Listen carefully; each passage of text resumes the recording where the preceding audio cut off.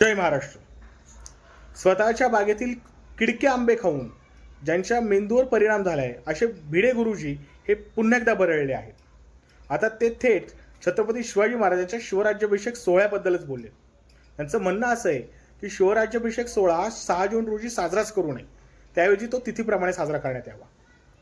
आता एकूणच भिडे गुरुजींची याच्या अगदीची जी काही वक्तव्य आहे ते पाहता त्यांनी जे काही बोलले त्याला किती महत्त्व द्यावं हा प्रश्नचिन्हच आहे.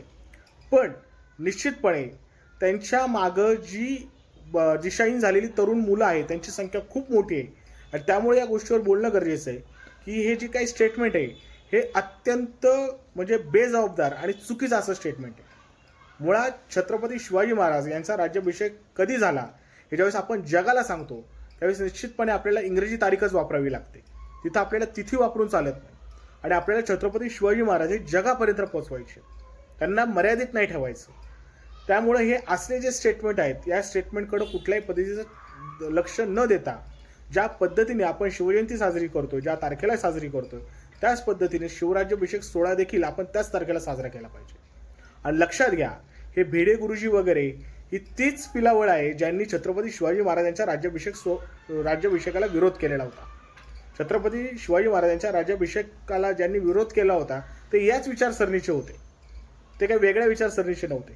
आणि ही लोक कायमच म्हणजे हे भिडे गुरुजी ज्यावेळेस त्या राहुल सोलापूरकरनी असेल किंवा त्या प्रशांत कोळतकरनी असेल ज्यावेळी छत्रपती शिवाजी महाराजांचा अपमान केला त्यावेळेस एक चकार शब्द काढला नाही. राज्यपाल भगतसिंग कोश्यारी असतील किंवा आणखीन भाजपचे जे कोणी उत्तरेतले नेते वगैरे प्रवक्ते हे ज्यावेळी छत्रपती शिवाजी महाराजांच्याबद्दल चुकीचं बोलले त्यावेळेस भिडे गुरुजींनी कधीही तोंड उघडलं नाही. पण आज अचानकपणे त्यांनी नको ते मुक्ताफळे आपल्या तोंडून उधळलेली आहेत. अर्थात महाराष्ट्रातील तरुणांनी आणि विशेषतः बहुजन समाजातील तरुणांनी भिडे गुरुजींना अजिबात महत्त्व देऊ नये. आपले आदर्श हे महात्मा ज्योतिराव फुले आहेत, आपले आदर्श हे कर्वे आहेत, आपले आदर्श हे आगरकर आहेत, आपले आदर्श हे प्रबोधनकार ठाकरे आहेत. आणि या व्यक्ती जे काही बोलत आहेत, या व्यक्तीने जे काही सांगून ठेवलेलं आहे त्याच दिशेने आपण बहुजन समाजाने वाटचाल केली पाहिजे.